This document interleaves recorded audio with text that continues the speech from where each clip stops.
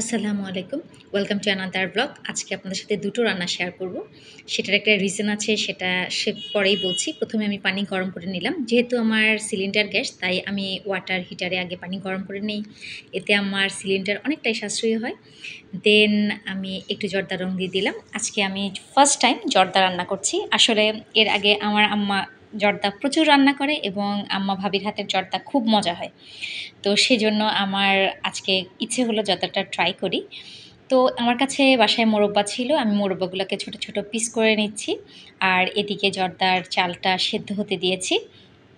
তো আমি বেশি কিছু দেব না। কারণ হচ্ছে যে মানহাইন তিসার কিশমিশ খুব একটা খেতে চায় না। যার কারণে আমি কিশমিশটা এখানে দিচ্ছিই না। এবং শুধুমাত্র মোরব্বা আর হচ্ছে চিনাবাদামটা দিব। আর চিনাবাদাম, মোরব্বা এগুলো ঘিয়ে ভেজে নিলে খুব ভালো ফ্লেভার আসে। দেন চাল সিদ্ধ হওয়ার পর আমি স্টেইন করে নিলাম। আর এই হচ্ছে আমার মানে জর্দার চাল। এরপর ঘি দিয়ে তাতে বাদাম দিয়ে দিলাম। বাদাম দিয়ে কিছুক্ষণ নেড়ে যখন একটুখানি কালার হালকা চেঞ্জ হয়ে এসছে, দেন আমি দিয়ে দিলাম হলো মোরব্বা। তো মোরব্বাকেও আমি হালকা একটু ভেজে নিব, যাতে ঘিয়ের একটা গ্রান মোরব্বার মধ্যে ঢুকে যায়। দেন আমি চাল দিয়ে দিচ্ছি। তো চাল দেওয়ার পর ভালো করে নেড়ে মিশিয়ে নিব। এদিকে আমার বাদামগুলো এবং মোরব্বার মধ্যে একটা লালচে কালার চলে এসছে এবং আমি চিনি দিয়ে দিচ্ছি। এখানে আমি ১ কাপের মতো সাদা চিনিটা আজকে ব্যবহার করছি। আমি বেশিরভাগ সময় লাল চিনি ইউজ করে থাকি, কিন্তু এর মধ্যে সাদা চিনি এনেছিলাম। দেন আরেকটু চিনি দিয়ে দিলাম, লবণ দিয়ে দিলাম। দিয়ে ভালো করে নেড়ে নিচ্ছি, যাতে চিনিটা জর্দার সাথে মিশে যায়। আর এই ১ম বার আমার জর্দা রান্নাটা।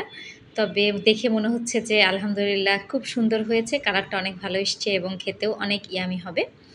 দেন আমি আরেকটা আইটেম যেটা করব, সেটা হচ্ছে আজকে মোমোস বানাবো। মোমোসটা আজকে বারবিকিউ মোমো দেবো, পুরো বারবিকিউ ফ্লেভার দিব।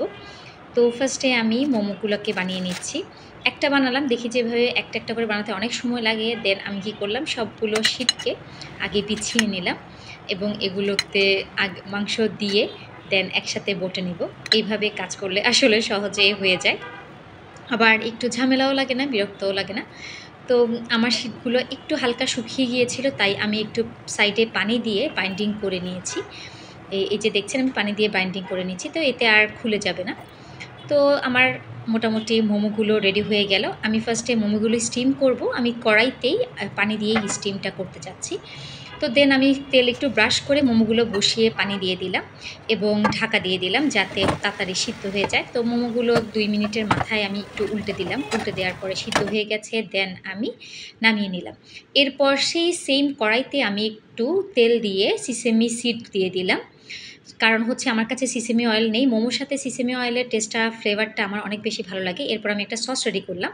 এখানে soya sauce, vinegar, tomato sauce এবং বারবিকিউ সস আছে। বারবিকিউ সসের পরিমাণটা একটু বেশি, যেহেতু আমি আজকে একটা বারবিকিউ ফ্লেভারে রাখতে চাচ্ছি। দেন আমি একটু পানিও মিক্সচার করে নিয়েছি এটার মধ্যে। আর আমি ওখানে দিয়ে দিলাম গোলমরিচ এবং চিনি। তারপর আমি মোমোগুলো আস্তে, আস্তে সুন্দর করে দিয়ে দিচ্ছি। আজকে মানহাতার স্কুলের মেন্টাল ম্যাথে ফার্স্ট হয়েছে। তার জন্য মানহাকে জন্যই আমি আজকে এই দুটো নাস্তা রেডি করছি। ও খুব হ্যাপি হবে। আর বিকেলে পড়তে গিয়েছে এখন। পড়া থেকে এসেই নাস্তাটা খাবে। তো সেজন্য পড়তে যাওয়ার আগেই, মানে পড়া থেকে আসার আগেই আমি রেডি করে রাখছি।